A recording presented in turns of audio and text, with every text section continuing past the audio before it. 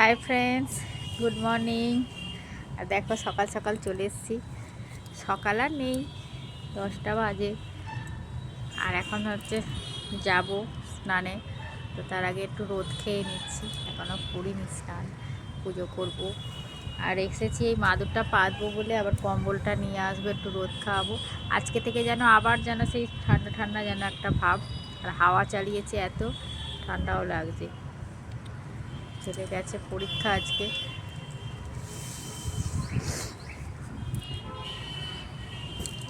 তো এই রোদটায় বসে আছি, কি ভালো লাগছে।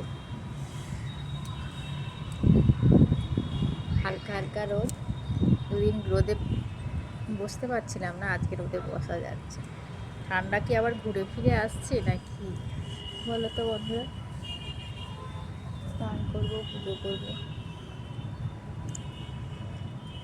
আর আজকে হচ্ছে মাছ করবো না, আজকে একটু ডিম করবো ভাবছি।